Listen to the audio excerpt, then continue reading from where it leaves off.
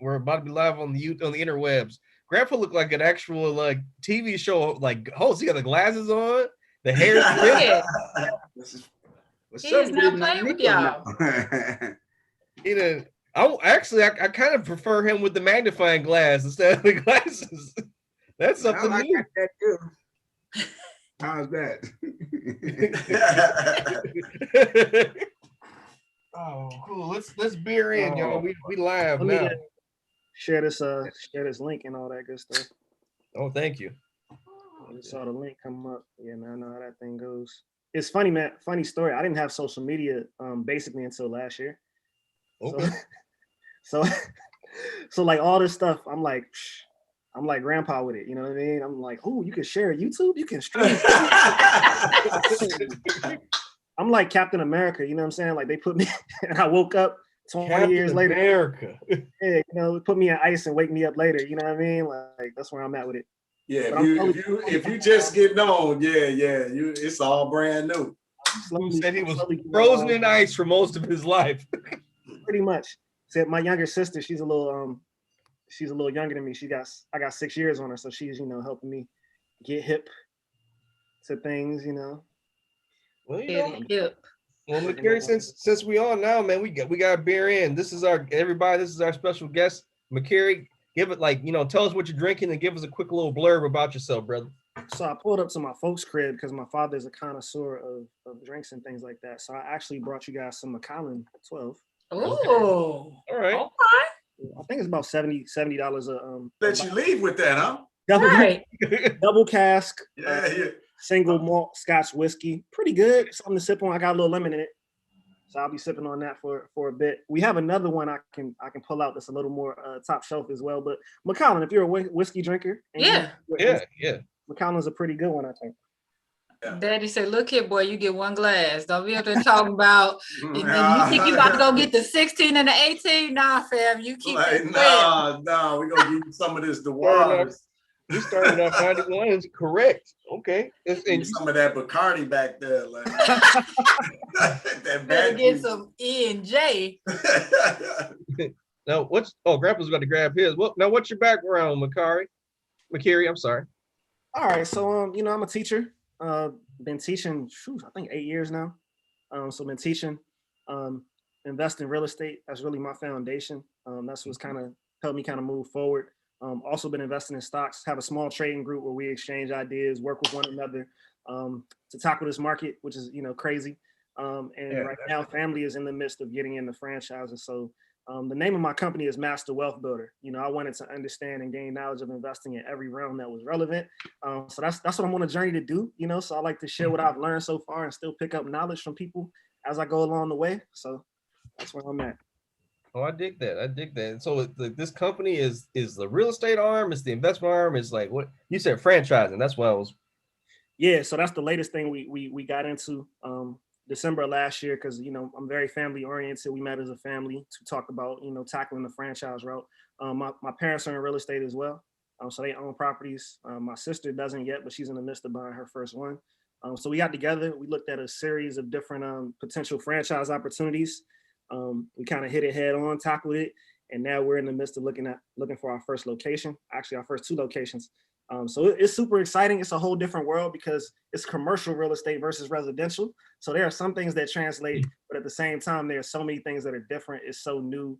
And I'm just enjoying the journey, gaining as much knowledge as possible along the way. So that's where I'm at with that piece. Let me get my aunt involved because I didn't see her. I saw her facial expression, so I know she's thinking of something. Auntie, why don't you be her in? Maybe you got some questions you want to ask the good brother. Yeah, I poured mine already. Isn't she beautiful? Went back to the straight jacket. I obviously need one in this. But it's a barley wine. It's still cool enough for a good barley wine. I've had this one. I think it's probably my second or third time having it. I think it's about. I know Pops is gonna go crazy, but it's about a 7.5. I really think it's about a 7.5, 7.75. Pretty good.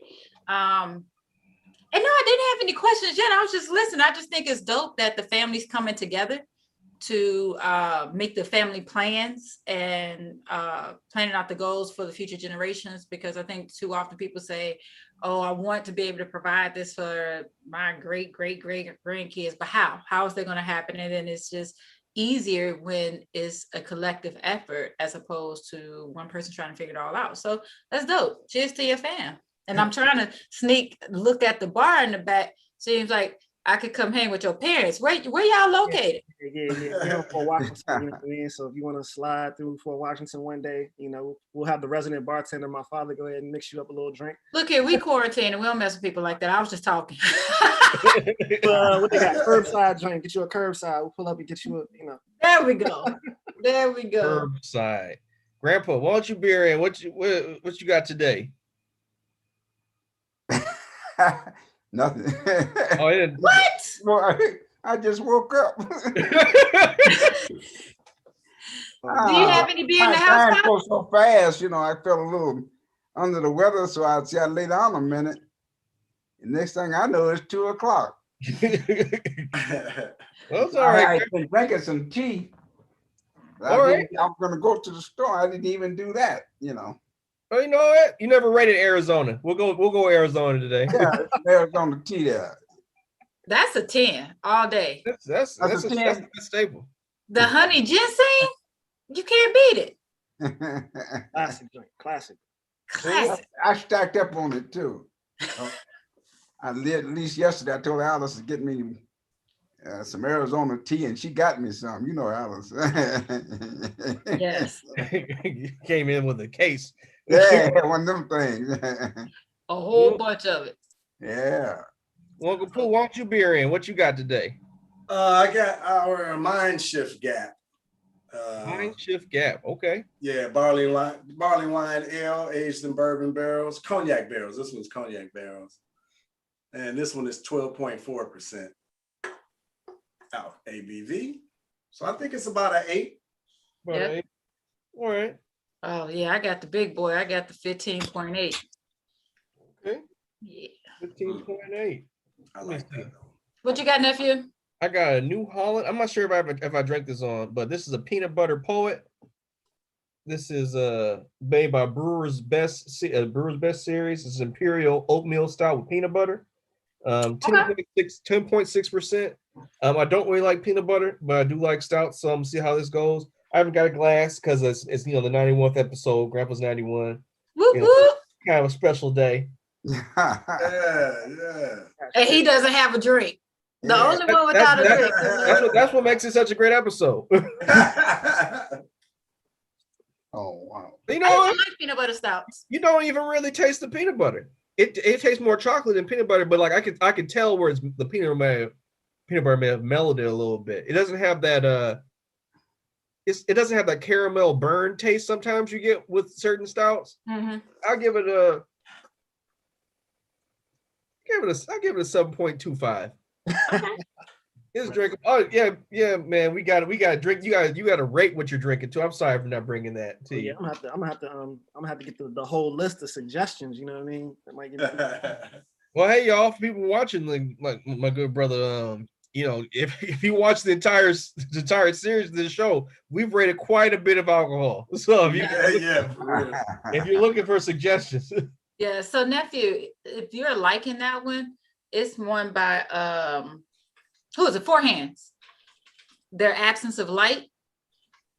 That's one of that's probably like my favorite peanut butter stout. And they actually have a peanut butter and jelly one too. Okay. Yeah, pretty good. All right. Well, now What you laughing at, Makir?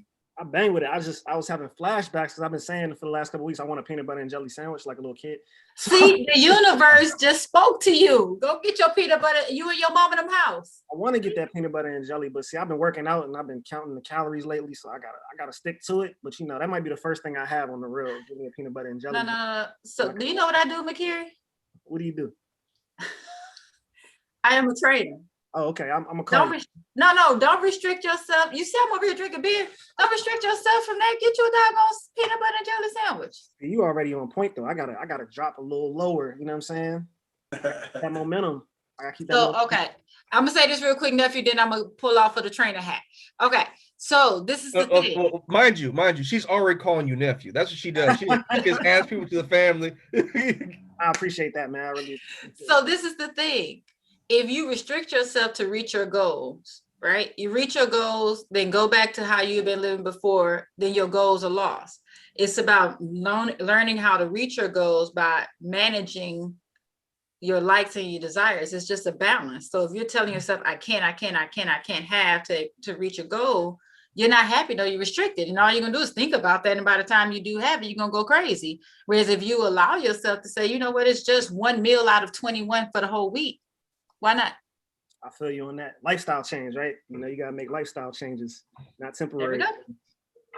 Well, you know, now that we done caught up a little bit, go into a little bit more about what your group is, man. Well, we're interested. I'm interested in that. I didn't know about the real estate either. It seems like you got a lot of hats. You're teaching, you're grouping, you have real estate.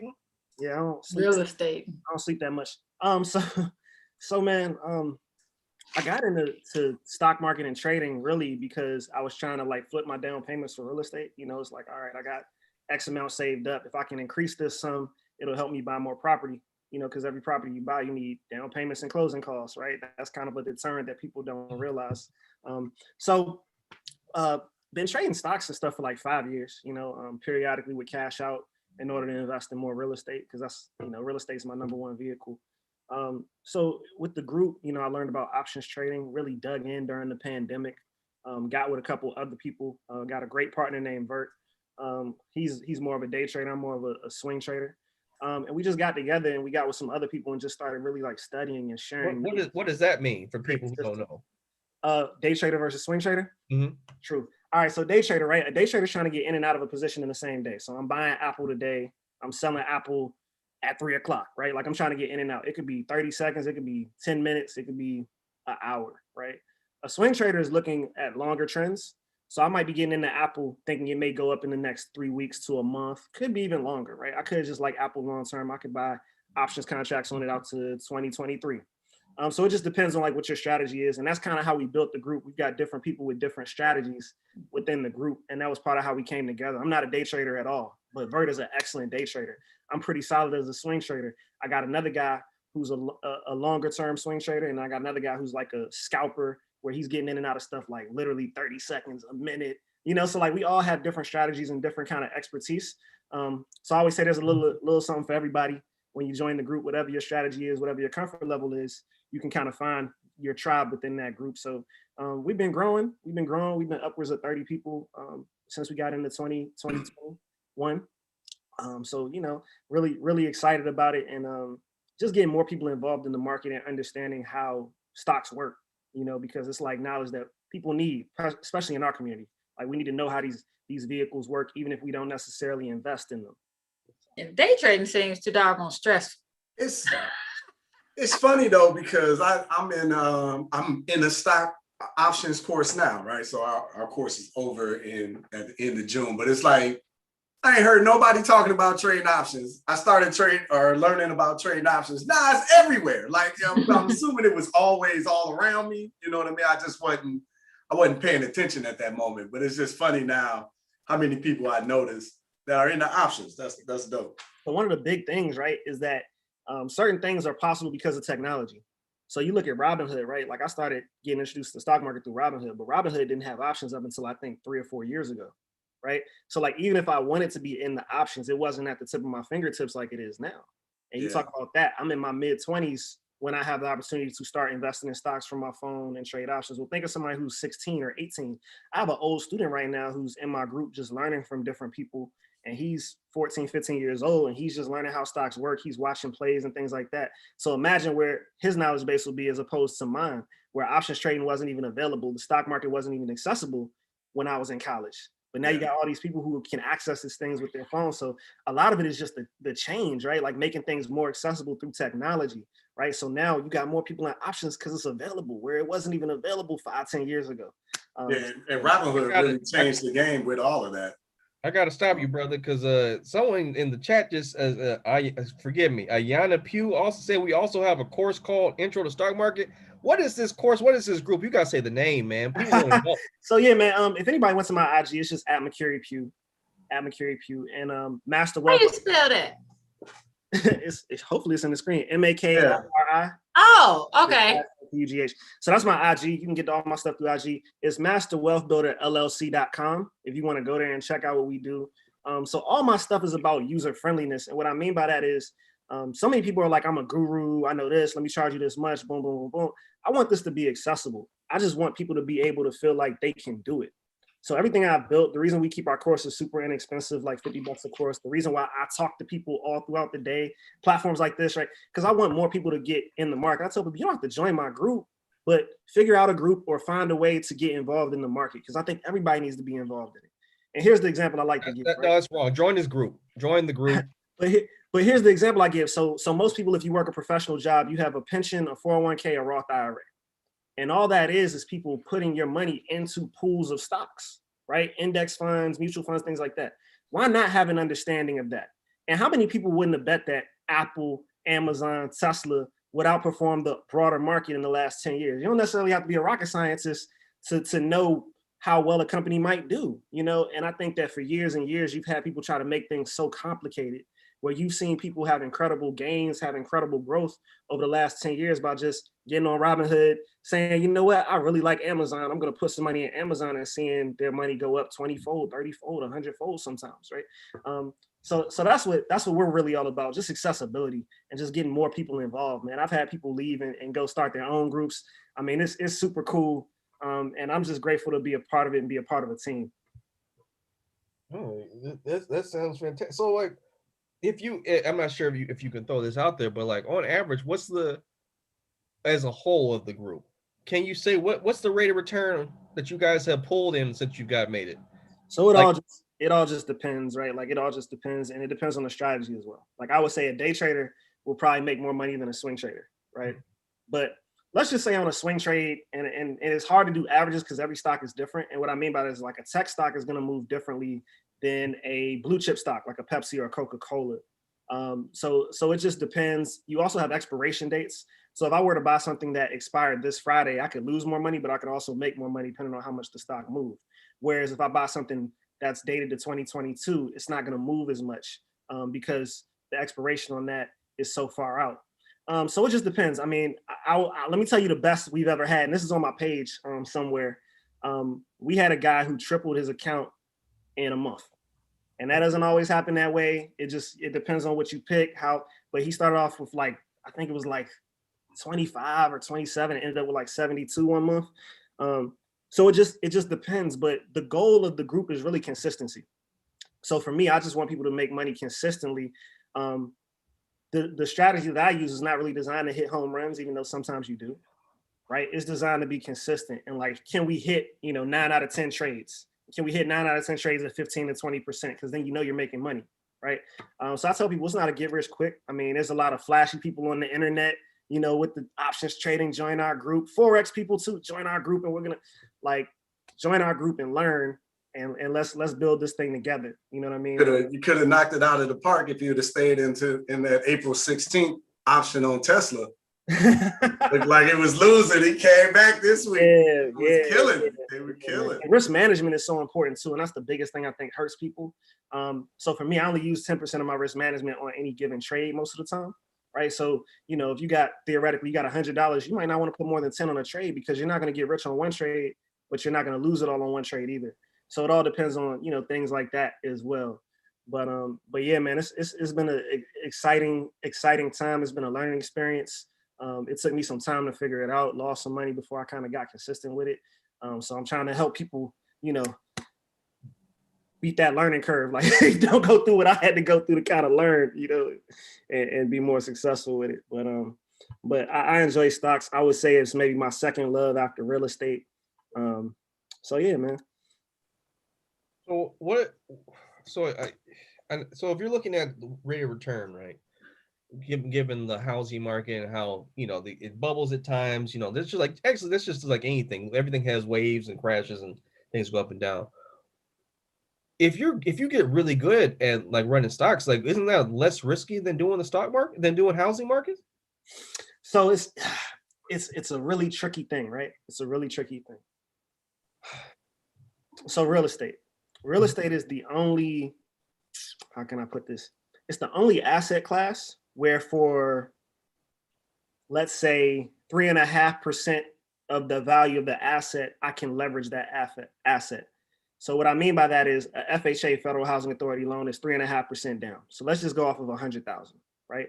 So for $3,500 down, I can own a $100,000 asset, right? And that asset typically appreciates at about 3% a year on its own. Mm-hmm. Now, what you choose to do with that, you might be able to get rent off of that. You might be able to refinance that and take out a chunk. You know, it just depends on how you operate with it. But what I'll say is we saw a market crash. And yes, the market always comes back, but a lot of people got wiped out in that crash. A lot of people who were buying options, buying stocks were like, oh, I'm good, I'm making money. And then who knew there would be a global pandemic and we would see the lowest stock market prices since 2008, right? And like you said, what about people who had options who were expiring in March and February and April of last year, who bought them in January? So risk-wise, the stock market is always more risky, and particularly with options. Whereas with real estate, even if your property went to zero, you can still get rent off of that property.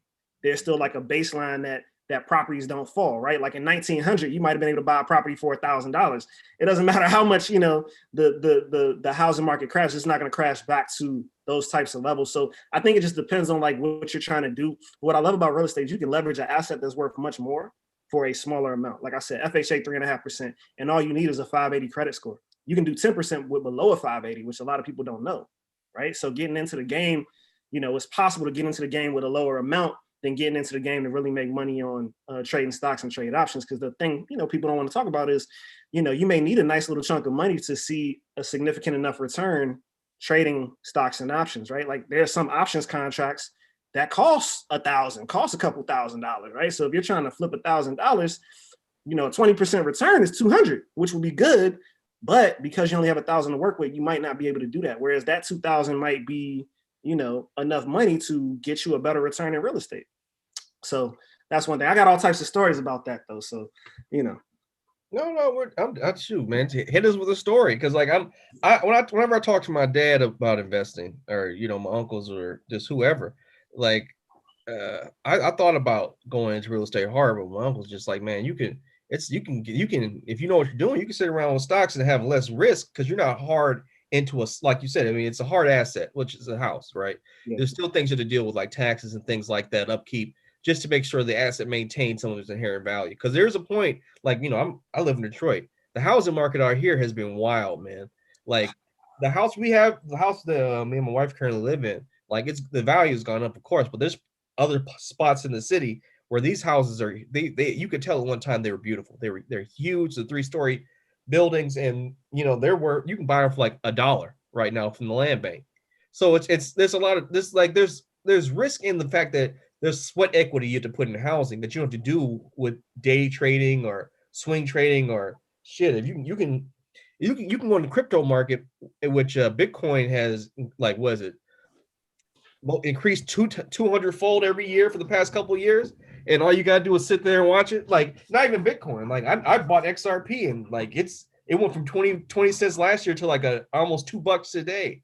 Like if you bought a couple thousand shares of that. So I mean, like, of course, like you said, anything can happen, things can crash, but like I want to know, like, you've been in this, man. So like, do you see yourself maintaining the courses you're going on? Is there a point where you're like, I got enough money from housing, I want to play it safe and play in the market, and I don't want to put the effort in that the housing market is doing for me? So for me, just if I'm jumping ahead, the money that I had to play with in the market really came from the real estate. You know what I'm saying? Like, you know, I have a job, I make money on that job, but that supplemental income from the real estate is what has allowed me to take those risks and be able to take hits sometimes where I might lose money, but I still have residual coming in from the real estate. So for me, I talk about foundation a lot. And I use the term foundation as real estate because it's literally the foundation, right? If I run out of money, the rent's still coming in, thankfully. The equity is still there, thankfully. That appreciation, which I live in the DC area, is, so we're getting 5 to 6% in appreciation rather than the average nationwide average, which is 3. So that matters. And like you said, that sweat equity matters, And it just, to me, depends on what a person's mindset and tolerance is. There are some people who have the mindset to be a day trader. They can take the up and down and cutting losses at 10 here and cutting, they can do that, right? And then you have people who have more tolerance to be more patient long term, like me, as far as being a swing trader. You have people who are willing to renovate a property, and then you have people who are not willing to renovate a property. It all depends on like what your level of risk is and where you're willing to be and willing to go with it. So my first property, I love telling this story. My first property, I was making $19,000 a year. I was a teacher assistant down in Greensboro, North Carolina. And it was funny because I had a Volkswagen Jetta, and I was like, oh, I kind of want another car. Like I was 23, 24, being silly. So I went to the bank, the local credit union that I was a part of, and I asked them, how much car could I buy? And then, just for whatever shits and giggles, just run, how much do I need to really get a mortgage? Because I had no clue. And this is, post-recession about 4 or 5 years, but it's still, low prices.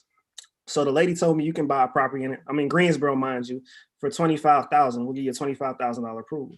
So Greensboro at the time had properties that were below that. So my first property was a condo. It was a short sale. It was 100% financing. So I didn't actually have to come out of pocket. And I was able to live in that for a little bit. And then I moved out, but I was able to get rent of $600 to $650 off that consistently for the last, 7 years. So when you talk about that, that was very foundational, and particularly my first job as a teacher, I was making like $30,000. So that extra $600 a month coming in was a difference maker, lifestyle wise, but also in being able to continue to invest. So it also depends how you invest. Now, my second property, which I bought the next year, was a HUD foreclosure. I bought it for $35,000. I bit off more than I could chew, to be honest, right? So I was on credit cards trying to renovate it, you know what I mean? But the beauty of it was a year later, it was worth $70,000, and I was able to take a check out for $27,000, repay that debt and have something to spare and to use for my third property, right? So you have these different, you have these different opportunities to create wealth for yourself in the market of real estate. When you may not even have any real funding. I had no money. You can really start from zero real estate in some instances versus the market where you already need to have some money established. And residual is important. Residual income, it's a trigger word, but with residual income, you don't typically get as much money up front, right? Like you might be getting a couple hundred a month, but that couple hundred a month, is coming in, you can factor that in. Where with the market, you might have made 10 grand one month, you might have lost 5 the next month. How can you really predict it? Different conditions that change. That's why I love real estate as a foundational piece, and I think everybody should get into it. And without getting too philosophical, I always say, the person who controls the land controls the means and controls the means of production. I teach social studies, I teach history, so it's all squabbles over land, territory, and resources. So that's something I've always wanted to have some control over. Well, speaking of you being a teacher, we've got a question here that says, what can we do to inspire a love and quest for knowledge in Stockton children's and teens? Man, so as a teacher, the biggest thing with us is building a relationship with our students. And that's no matter if you teach in the suburbs, you teach in the hood, wherever you teach, you got to build and cultivate that relationship with a student, just like a parent cultivates the relationship with a child, right? You cultivate that relationship, there's a level of trust, and then that student is willing to listen to you. It's funny because I had a student ask me the other day, because some of my students follow me on IG, and my IG is all business, and was like looking at one of the statistics I posted and was like, man, I hope this isn't me. And I had like a little conversation about real estate, like, oh, hey, you live where? You live in an apartment building. Okay, that's cool. So tell me this, you pay rent for your unit, some other people pay rent for their unit, somebody owns the building, and it clicked for her. For me, it clicked when I had a social studies teacher tell me that he had bought a new TV with his real estate money. You know what I mean? So I think it's just like anything else, bringing it up, having the conversations, fostering it consistently. Sometimes like with kids, like we're hard-headed, but we remember like when people whisper things like, hey, make sure you get into the stock market, make sure you have a retirement account when you get older. If you hear that periodically in your developmental and formative years, it's going to get ingrained. You know what I mean? It's going to get ingrained. You just got to be consistent when it, talk about it. Never force it, but just mention it. Just like, when I'm in class and I might be teaching about history and I'm teaching about, American Revolutionary War, I'm teaching about the Louisiana Purchase. I'm going to do my best to relate that back to purchases being made today. Somebody. Yeah, I'm not a big fan of this guy, but this thing works, man. Robert Kiyosaki got a game called Cash Flow 101. Mm-hmm.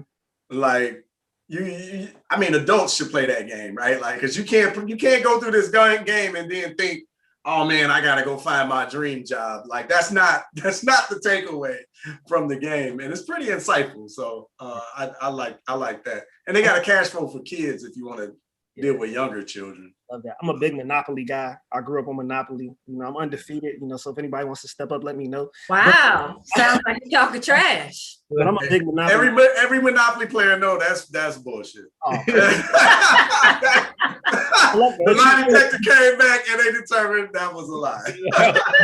But you brought up a great point, right? Like, I feel like you have two sides, right? And you can be very radical. You have the side that's like, quit your job today, be an entrepreneur, be an investor. What are you doing? Never work, right? And then you have the other side that's like, work a job, retire at 65, put your money in 401k. To me, I think it's a combination of both. Most people are gonna work, right? Like, even these tech entrepreneurs, a lot of them had jobs at one point, right? And then they built their companies. There's nothing wrong with working. There's nothing wrong with having a job. That's not the end all be all. You have to also invest with it. And I think that's a conversation people can have without alienating one another or putting people down, right? Like, yeah, most entrepreneurs, like I said, they got a job and they use the job to fund the dream. And you know, that's how you got into your first house. That's usually how it goes, because you got to eat, you got to feed yourself, right? Absolutely. It's got to be 1%, 2%, 3% of people that never work, you know. Right. And you know what? Even less than that. Yeah, probably less. I tried to stretch it. And having a job and building your investments at the same time makes sense. So here's a question I ask people, because people are always like, well, when you make X amount, are you going to step away from teaching, working, so on and so forth? I'm like, I don't even know what that number is, right? My whole thing is like, at what point does your business become, you know, so invasive that it's time to just do that full time rather than working and having your business, right? I think some people are really, really anxious to abandon working, right? What's wrong with working and still having X amount of money coming in from your businesses? Well, when you become an entrepreneur full time, you're gonna work more than you did on the job. So I don't think a lot of people realize that. Like, they just think you're gonna do something for 4 hours a day and then you just gonna be making money, right? Like, that's usually not how it works. They watch a lot of cartoons and comic books, man. They see Tony Stark, Iron Man for like 30 seconds. You're like, I can do that. Yeah. It's super. I think it's trendy now. Being an entrepreneur is trendy. Investing is trendy. All these things, right? But it's none of that. And I tell people that, not to be discouraging, but like, it's work. Like, it's a lot of. Yeah, it's work. I work more now for myself than I work for anybody else, but I love it though. I prefer it that way. I can easily get up at 6, start working by 9, and don't finish working until 9, 10 o'clock at night. And I love it because it's mine. Yeah. And it you know, I hear you say it's trendy, but I think it's necessary, because one thing we know is that nothing is guaranteed. The day I quit my corporate job, if you think that doggone job listing wasn't up, I don't even know if I had stepped out the office, given my two-week notice before. It was like, whoop, put it up. They don't care, you know. So it's just it's different. I think that for some people, they jump into it. Now, is business ownership for everyone, and it's a difference between folks who just come in and say, I want to be an entrepreneur, but it's a difference between running a business and being a major shareholder in your business. So for folks who are just like, oh, I just want to be an entrepreneur, that's a trend, because other folks are doing, I want to run my own business. But it's a difference too for the folks out here who are, you know, running real deal businesses and companies. And it's a whole nother level of love. Let's not forget, there's a whole section of us out here that just are allergic to working for other people. I am unemployable. I am unemployable. And I never thought I would, because I've always been a worker bee, but I am unemployable. Pops, where you at on all this? Let's ask Grandpa about this. What you think about all this, Grandpa? Oh, I'm unemployable. No,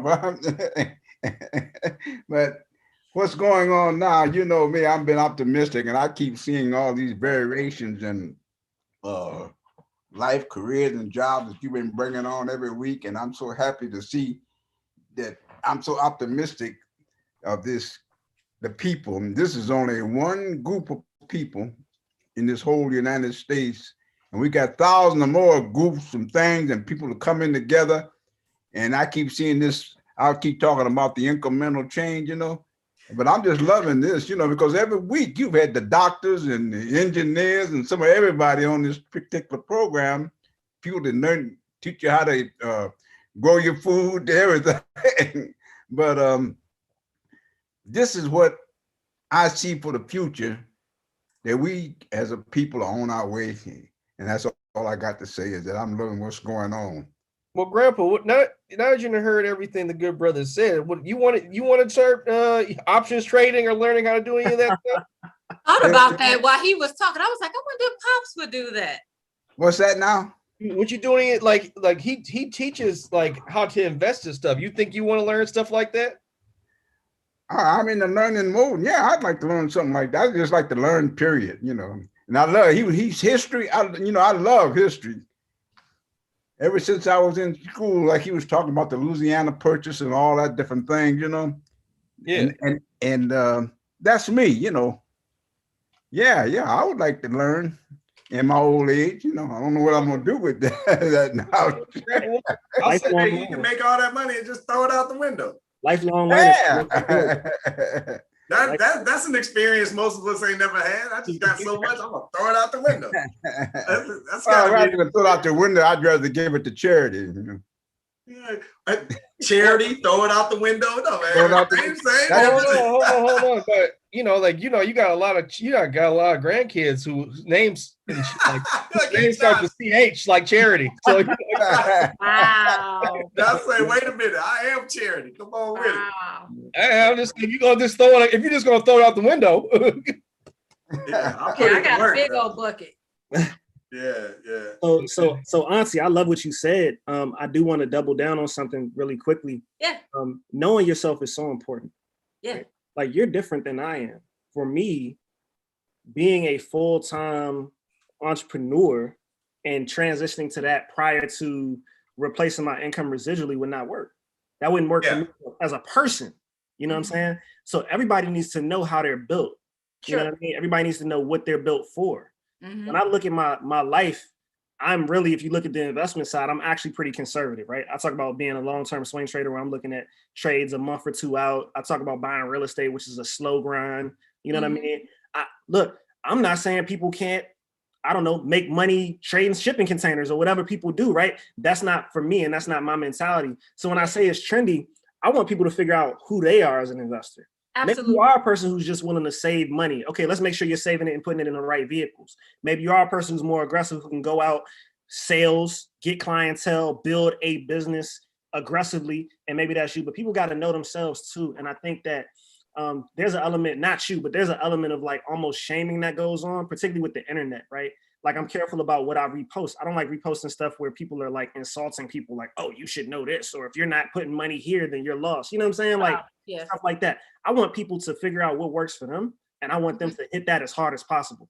You know what? If you are straight up, I'm just going to put money in a 401k, dadgummit, know how many dollars you need to put in there to get to your number over the course of X number of years with this average of 8% to 10%. If you're a real estate person, know how you're going to move from one property to another and what your rental is going to be. If you're a true entrepreneur, know how many clientele you're going to need, how many people you're going to need to bring in each month, how much they're going to need to pay to maintain your life. You know what I'm saying? And I think it's different ways to get that done. And I think we need people speaking from different areas on that to really talk about how it is.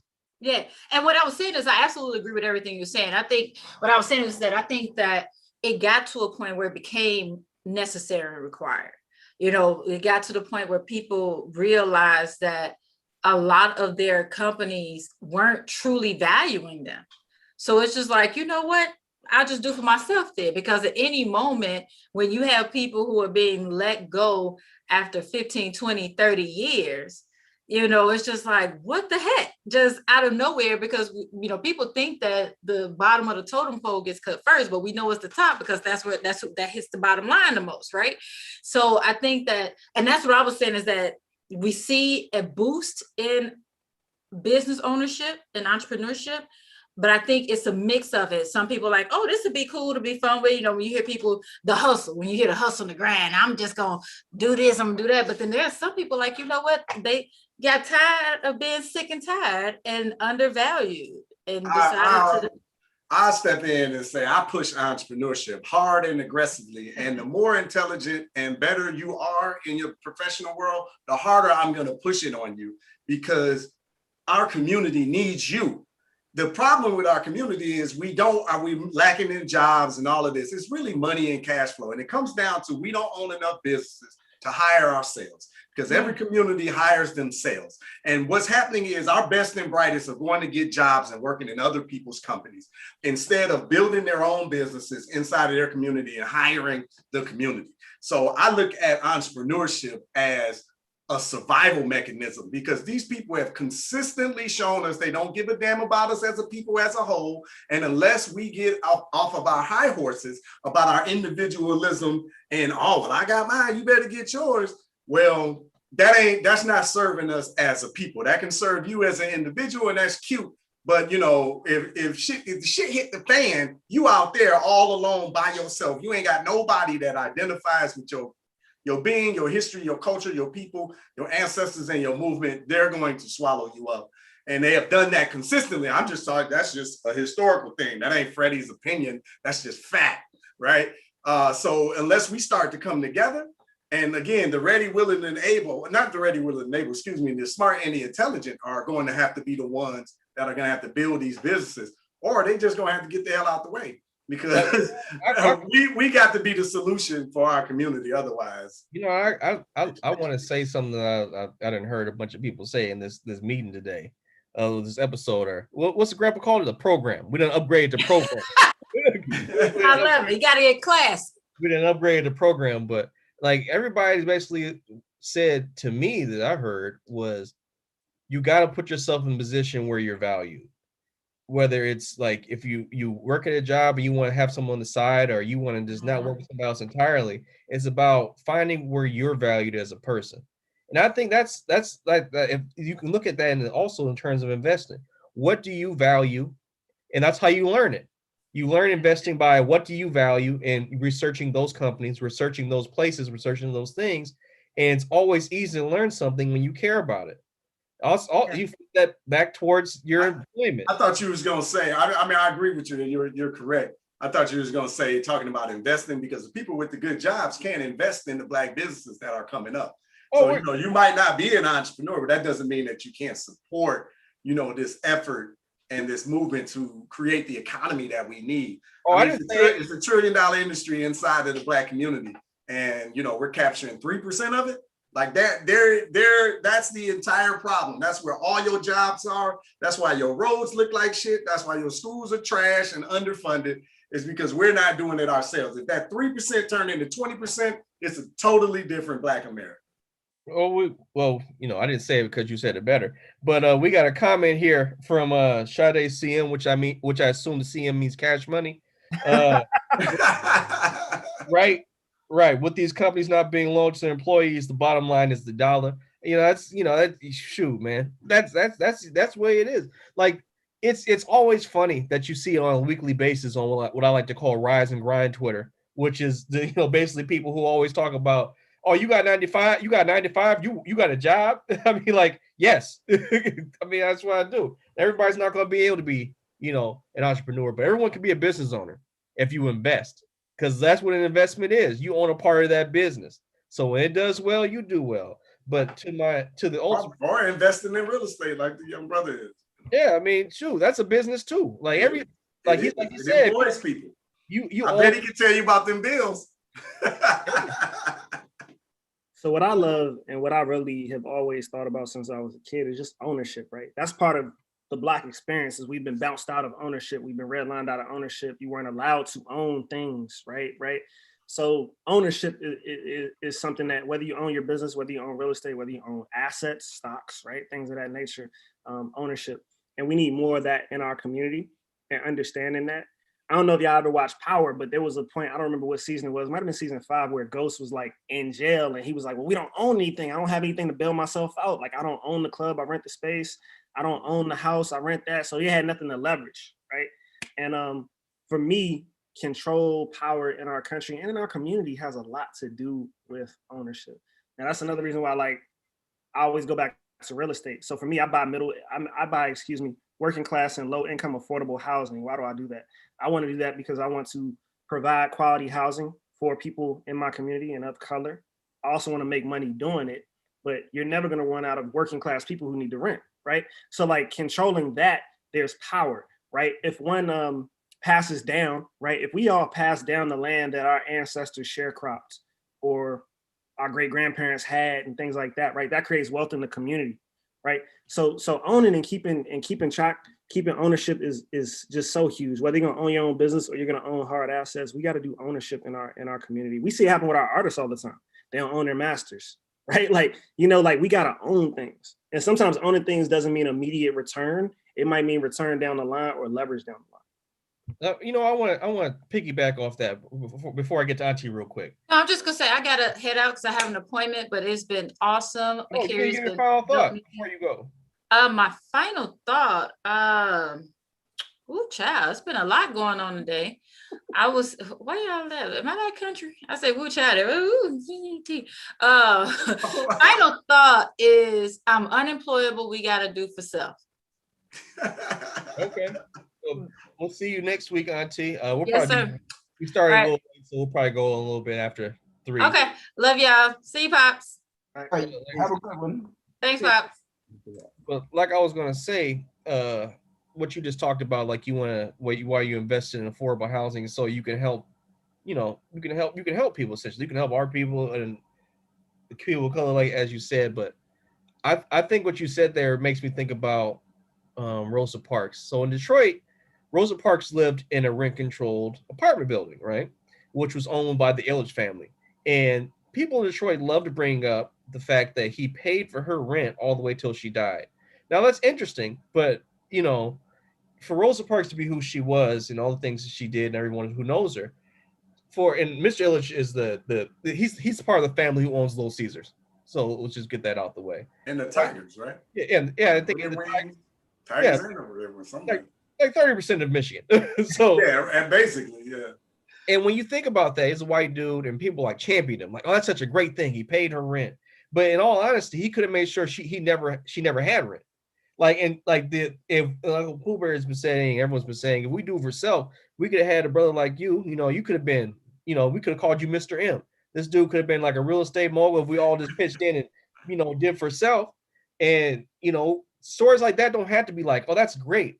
It could have been, no, he made sure Rosa Parks had her own house, or Rosa Parks had the whole building, or like, for all these civil rights leaders and Black people we hear growing up, like we hear the goods that they do, but it's very rare that you hear about their lasting legacy of what they can pass on, because in the Black community especially, things don't get passed on like that. Like wealth isn't transmitted in the way that poverty is.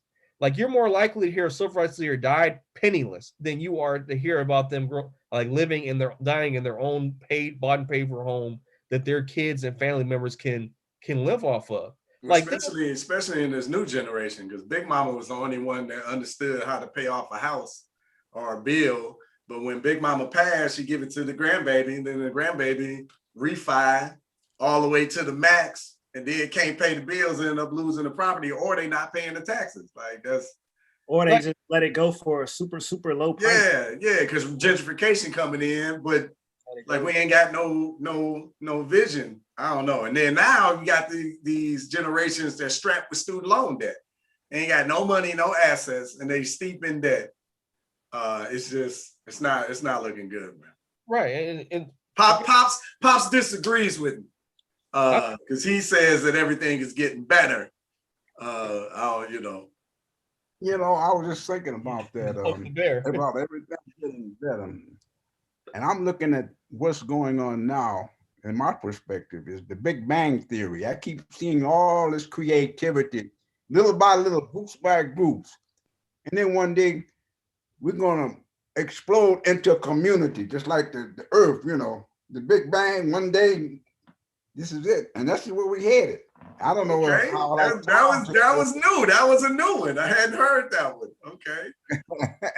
I just keep seeing going. I'm talking about the incremental change, and everything seems to me I don't know, maybe because I'm from another generation, but things to me seem to be building up for the thing where one day you're gonna wake up, man, and we're gonna have that community you've always wanted. We're gonna have the kids in the schools, and we're gonna see that creativity we got in our communities. It's all boiling up to one day. I hope it's my time that boom. I believe the stat is. Wait a second. Let's let our guests answer this. I want to know what do you think of what my grandfather just said? Man, I got mixed feelings about it. You know, I almost feel like the community is going in two different directions, right? Anecdotally, I feel like the communities going in two different directions. You got people who are kind of staying in the same place and kind of regressing. You got people who are moving forward. Now, what I will say, and what I tell people is there's more opportunity today than there ever was before. I actually had this debate with several people about, you know, my parents. I don't think that's debatable. I agree with you. My parents, you know what I'm saying, they graduated college in the late 80s, early 90s, you know what I'm saying? And I had I've had several discussions with young people who were in college claiming that, you know, it was easier in the 80s for a Black person than it is now. And I'm like, you're tripping, right? Like, so I think that there's more opportunity available, advent of the internet, right? Where I can just get on my phone right here and I can go find information. Like most of what I learned about real estate, stock market, and things like that, I learned from online. It wasn't even available, you know, back then. And that has leveled the playing field from a knowledge standpoint, because it's been that we didn't have the knowledge, we didn't have access. There is more equality than ever before, right? The biggest thing for me in our community is, do we take those steps? That's my concern. Do we actually take those steps? Or are we still in that mental bondage of thinking it's not available to us? Do we focus more on the prejudice and the things that aren't going well than the things that are available to us nowadays, right? Like redlining is not anywhere near where it was, you know, 30 years ago. It's a lot harder for me to buy a property in neighborhoods I want to buy property in 30 years ago than it is today. It may not be perfect, but it's a lot easier.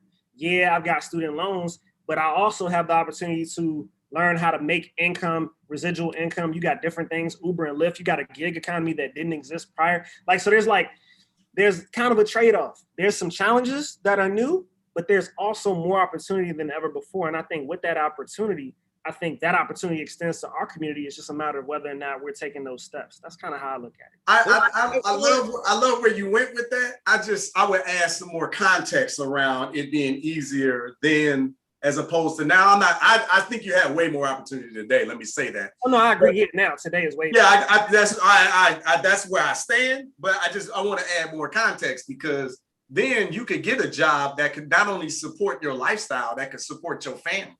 Then you could go to college and actually get a degree that actually meant something, and you could pay it off with a summer job, right? Like now you can't do none of those things, and gig economy jobs are cool, but we're talking about minimum wage, which minimum wage hasn't risen in 30 years, right? So it's like you got more opportunity to work, but it's like what you're doing is trash. Now the access to information is where I go with what's going on now. I want to piggyback off that too. I want to piggyback off real quick too, because I agree with what you're saying about information. This is more readily available, but to kind of go deeper than what Uncle Poober was talking about, the gig economy thing isn't actually new.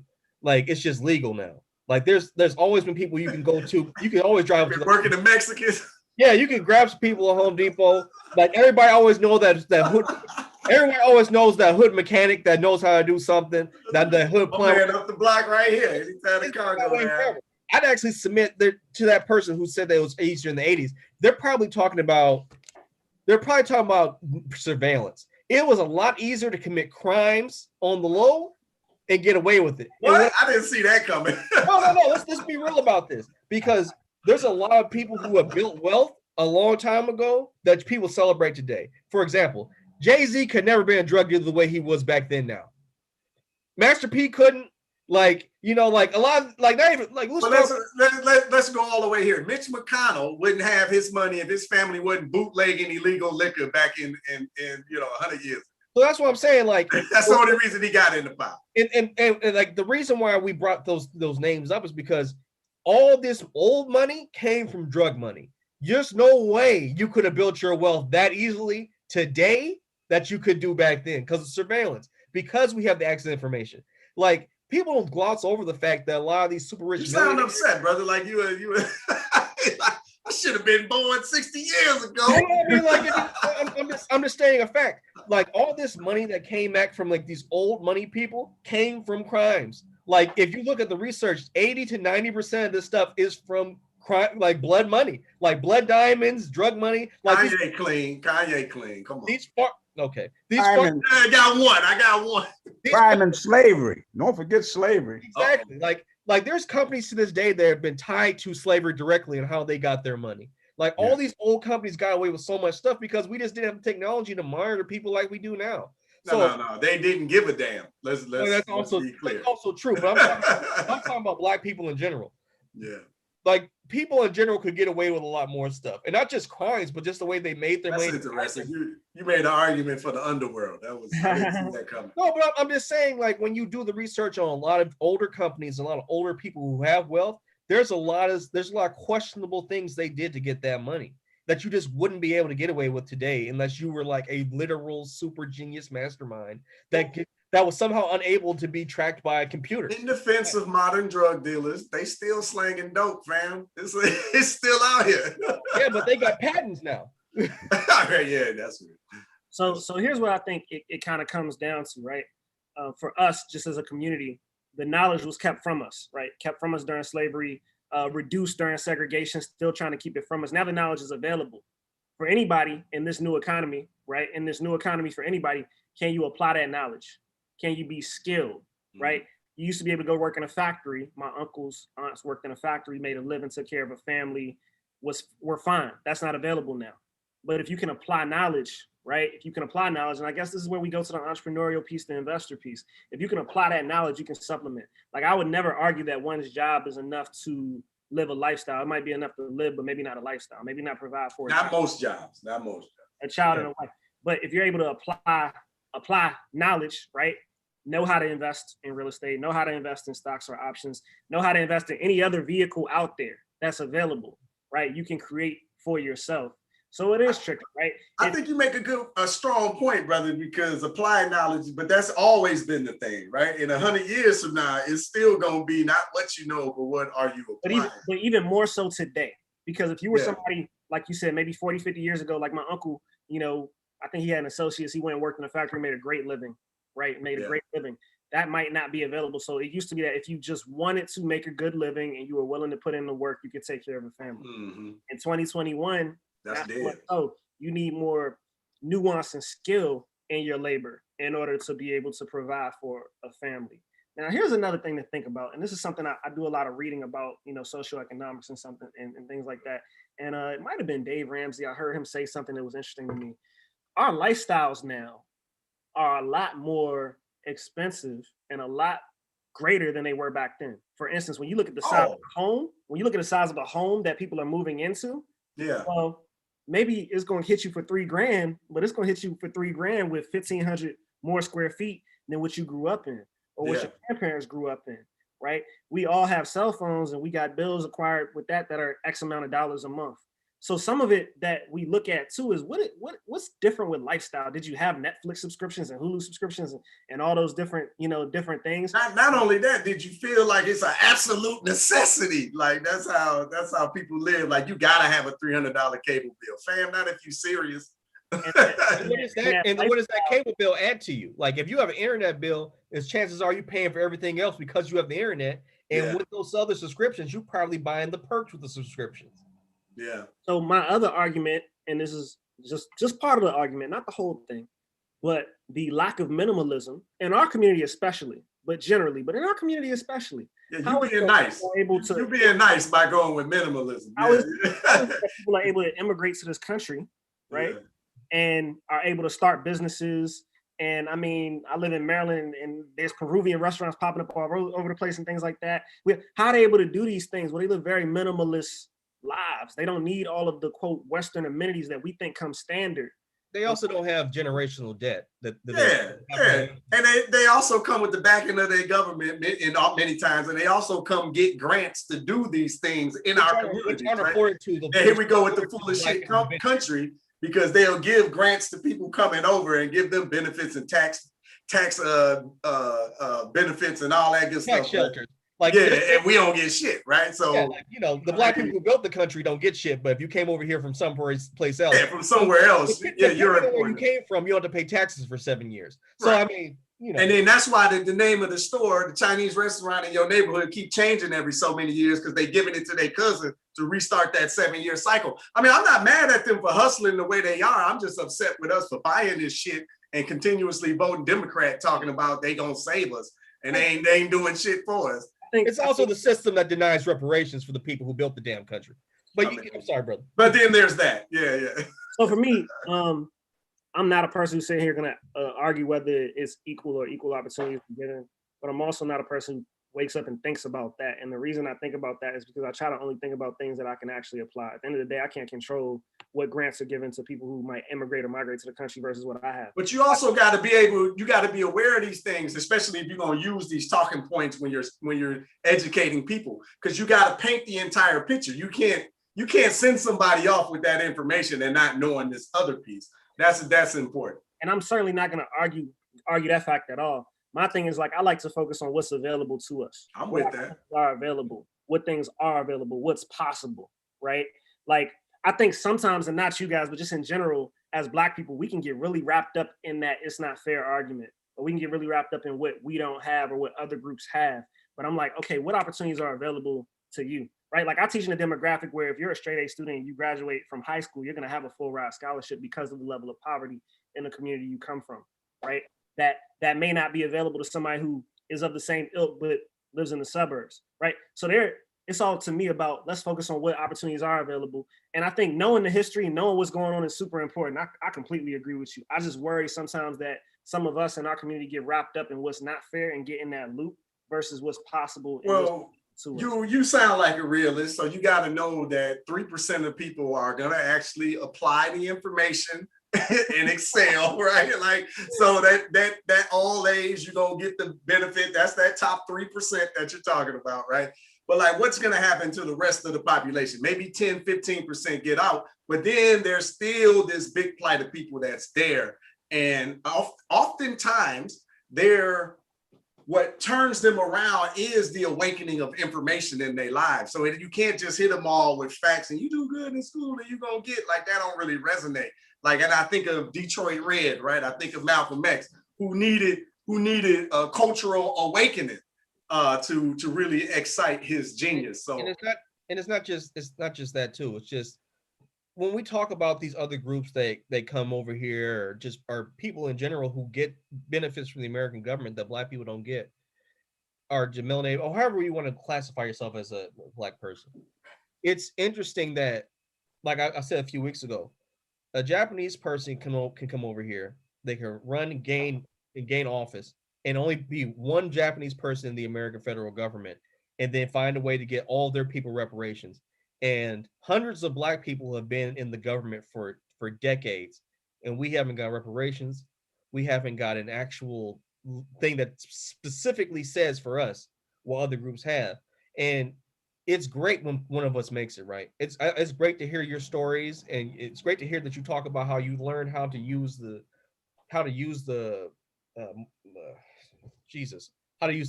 and how to use the rental properties, how to use all this stuff to uplift yourself.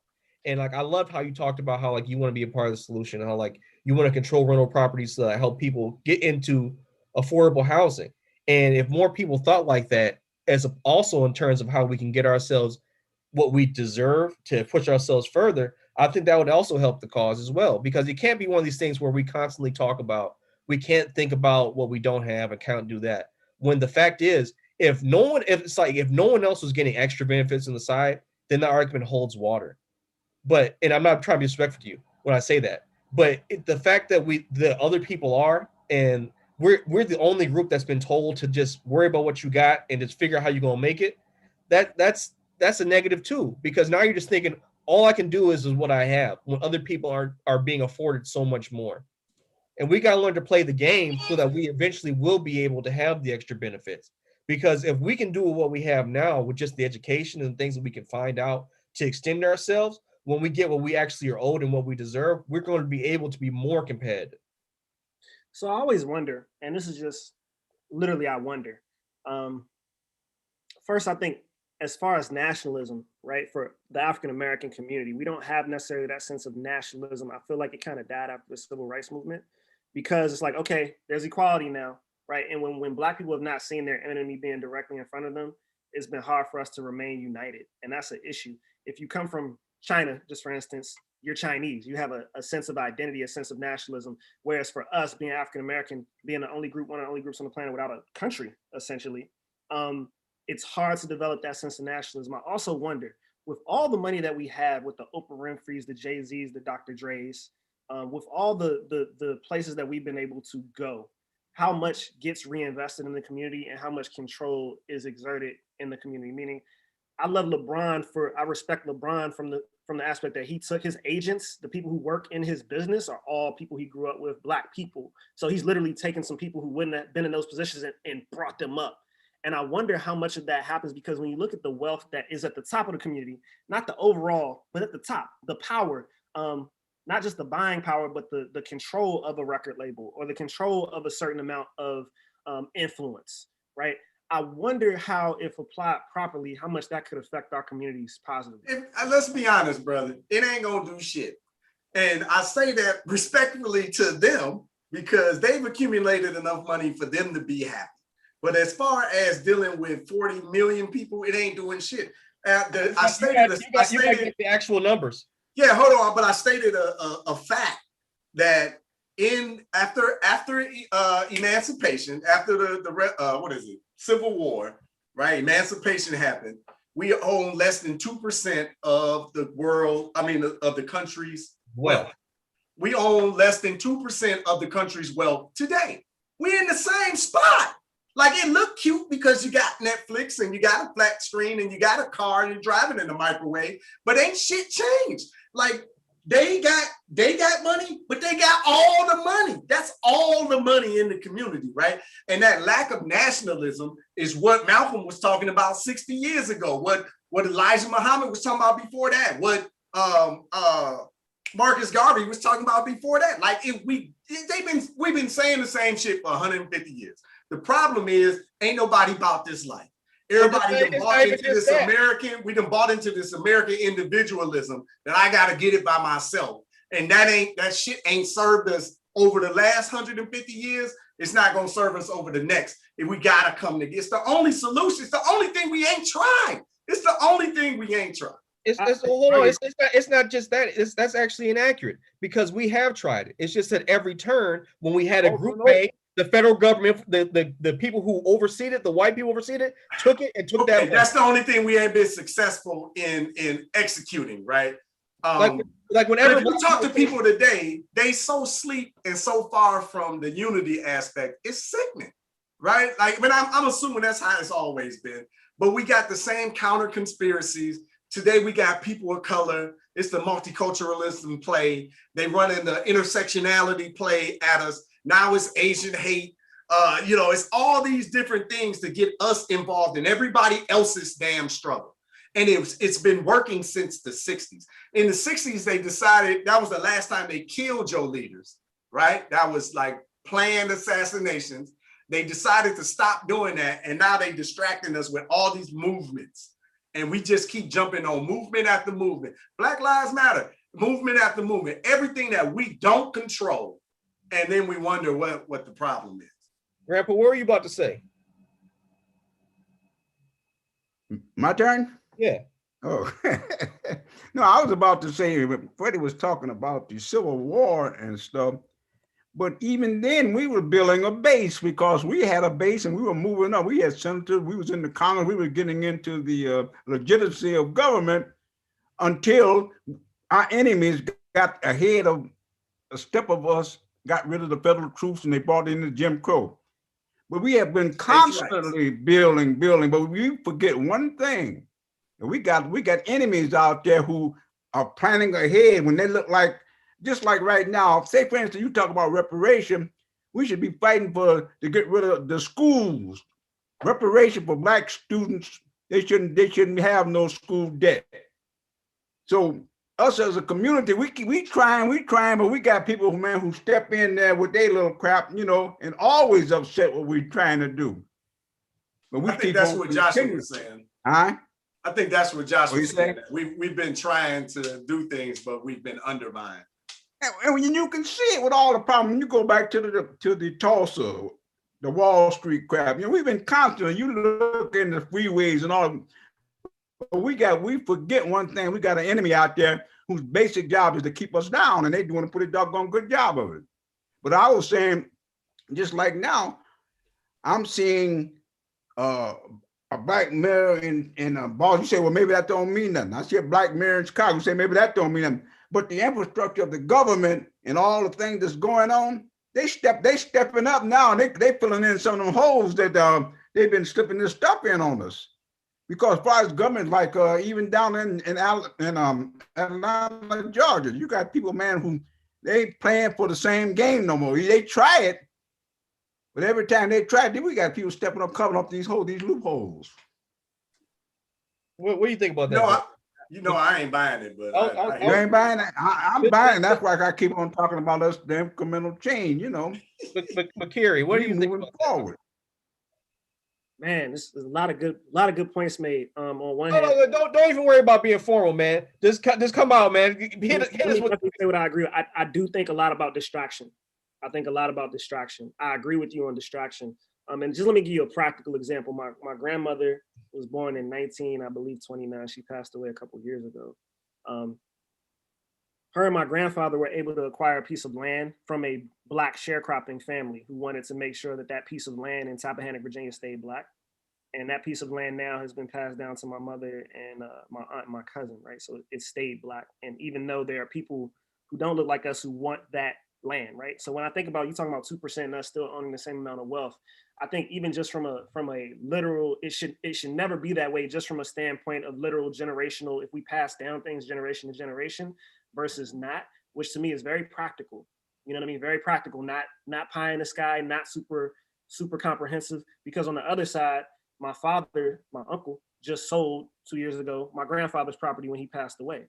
And my father wanted to keep that in the family, but now that goes to someone else who might not be in our community, right? So those practical things, and what I like to focus on practical, just grassroots, what can you do individually that contributes, makes sense.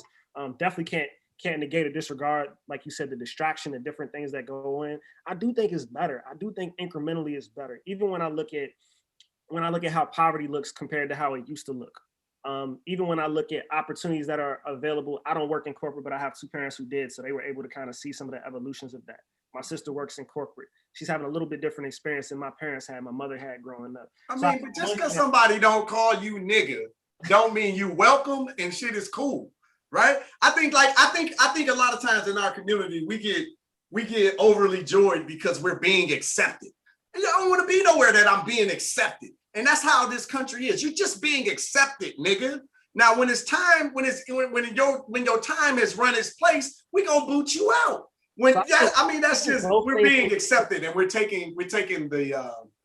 But I think both things can be true. I think we can say, let's be clear, they don't really want me in this building still, but that is better, and I have more opportunity than I had 30, 40 years ago. I think both can be true. That's how I look at it. I think both.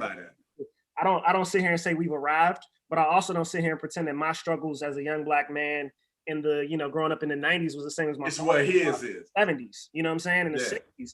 So that's all I'm saying. And like me, like I said, I'm a little bit of an optimist. So I like to look at, okay, what's available to me that wasn't available to me? What's crazy is I'm an optimist. I just feel like I got a dose of realism though. I feel you completely. No, I love that. But you know what, man? This is I like all these. Like I wish Macari's grandfather was here with us. He's born in 1929. Yeah, my grandma was born in like 1929. My grandfather was born in like the 1930s. Two different sides of the family, but they were born in a whole different generation. I was going to say, now I could have a conversation with them, because then you could see that I'm talking about this incremental change is slow, and all the kickbacks that we've been doing. Like back, you say, my grandfather had maybe 600-700 acres of land. How much of that land? I think maybe in the family now, they maybe 50 acres. But I'm just saying about the loopholes they went through, how the folks stole. They took the land, literally took the land from people. with the trickery and buying stuff. When you buy something from somebody and they add a little more onto the books, and at the end of the year you ain't made no money off of your crop. You know, all these things, you have to live through it to understand really what went on. That's why I'm saying now we're coming back again, but we got to watch the trickery. The trickery is to keep us shackled. And to me, one of the trickeries is the student loans. No Black kid should have to pay no student loan. You'd be surprised of the hundreds of thousands of dollars could be put into the Black community, except they got to pay on some student loan. We should get reparation. That should be one of our main targets, get some reparation for them kids to paying that doggone money out. You get a college degree and then you can't make a living because you got a loan to pay on. That's crap. Now, here's what I will say, and this is something that I tell my students, and I think you guys will probably agree with this. When you move the enemy behind the scenes, right? So you get rid of the Jim Crow law. Okay, so we don't have a law on the books that says you being discriminated, you got to drink from this fountain, you can't live here. But then how do you still oppress a group? Well, you make it socioeconomic. If I know that X% of this group falls into this social economic status or falls into these regions or communities, now I make laws that affect people of a certain income level, of a certain wealth level. And that in turn catches most of the people who are Black, or a large majority of people who are Black, some who are other races, but majority who are this group. So it's almost to me like, as I study history and I look at what's going on, a lot of the issues went from being, all right, discrimination against a person of this color to let's discriminate in these communities, let's underfund schools in this county, right? Like things like that. So it's more subtle. Like you said, it's more subtle now, right? It's more subtle. But I think socioeconomically, like you're talking about, that's where they've moved a lot of these laws. Why? Yeah, student loan debt, big one. Huge one. I just had to deal with my student loans yesterday. Like, so definitely a big one. And that's just one example. We could even go on some of those social services and some of those systems. And well, how they did you in the last bubble? How they got you in the 90s and the 2000s with the loan joints? You know what I mean? Everybody come in with a regular loan. You come in this certain zip code. Oh, your loan is bloated now. Now it's bloated with all these extra fees and higher interest rates. But I mean, this is consistent. This is why we need entrepreneurship, because if we are going to get a fair shake, we got to give it to us. The double edge to that is everybody that look like us ain't our friend either. So that's, you know, well, there's that. Then there's that. I want to wind things down for this. Yeah. Good luck. But dude, bro, you've been a great guest, man. Yes, you might have to be one of our pundits of investing and really have to bring you back on, man. You know, you got an open seat now. Your auntie done called you nephew, so you definitely part of the family. Yeah. I appreciate y'all having me anytime. These conversations, you know, have to happen, and they have to happen particularly amongst the males. Like, we got to have these conversations, you know, as we leave families and as we pass knowledge to children. You know what I'm saying? Like, these conversations are good. We can agree on some things, disagree, but it's getting out there. Healthy. It gave me some things to think about. Hopefully I was able to give y'all some things to think about. And ultimately it leads to more prosperity in our own communities. And that's what it's all about, man. So thank you for having me on, man. That men can talk without it being violent. I mean, you know, we have disagreements, you know, no digital blows come, but you know what, man, since we're talking directly, man, give your final thoughts, man. And like, make sure you put your like socials out there so people can find you and they want to join the groups and all that. Promote yourself. Sure, so I'm at McCurry Pugh. I'm at my name, McCurry Pugh. Okay. MasterWealthBuilderLLC.com. That's my company. I do some consulting about real estate. I run a trading group. I talk to people about stocks, and I also ultimately connect people who are like-minded and want to learn. It's all about learning with me and my group members. I'm getting into franchising now. So I've been dropping more videos on my IG. I try to drop something every couple of days just to talk about different aspects that you might not hear about. Yeah, man. So hit me up, DM me if anybody has any questions, has any thoughts, anything they want to talk about. Like, just hit me up, man, because I'm all about spreading knowledge. That's why I don't even charge really much for my classes, and I'll give you the first session for free, because you know I want people to. This knowledge is more important in someone else's hands than it is me getting a check. You know what I mean? And hopefully some people were able to take some things from this conversation. Some people with different walks of life, different aspects, different knowledge in different areas, and can apply that. So thank you guys again, man. I really enjoyed myself. Oh, it was great having you, man. I mean, we're gonna call you Pew the Pusher, man. You're the first Pew the Pusher. Class is free. Push it. Now, hey, I'll say this. I give Pops mess over the incremental change but we totally agree on the young people that Josh Sean been able to bring onto this show has been exceptional. I'll say that. And brother, you definitely fall into that line of exceptional guests, man. I as optimistically skeptical as I am, you know, the youth makes the future look bright, man. So I appreciate you, brother, coming on and sharing your insight. And I love what you're doing. I love the action. Actually, I love more than what you're doing. I love the action. Yeah. Hey, don't hang up when I stop recording either. We want to make sure. I love the action that you on, brother. Like, you know, it's good to talk, but it's better to do, and you doing. I think that's great, man. And you're sharing with other people. That's like the trifecta, right? So kudos to you and your people, man, for all that y'all are doing. I love it, brother. What you got, Grandpa? What's your final thought? My final thought is the same as every week. You know, I'm seeing all this progress is going on amongst the community, and I hope it continues. And it be like the day. I've learned something every week just about, because you brought on some pretty creative people, you know. But I just say this is a small group of people, but we're doing this all over the United States. That's what my optimism is. We ain't the only ones that's having, you know, people with ideals of community, but we got a few shackles on our legs, and one of them, like I said, the shackles is like student loans. That's a shackle. Accountability. Nobody's accountability. That's a shackle on us, you know. We're not being accountable. I mean, the general public, you know. And we get that together, be home free. That's how it was. I hope you're right, man. Yeah. Hey, but that's this week's episode. I feel it. I feel it. But this is this week's episode. Hey, man, don't log off yet. We got to make sure we trade info for everybody. But see everybody. See you next week. We're gonna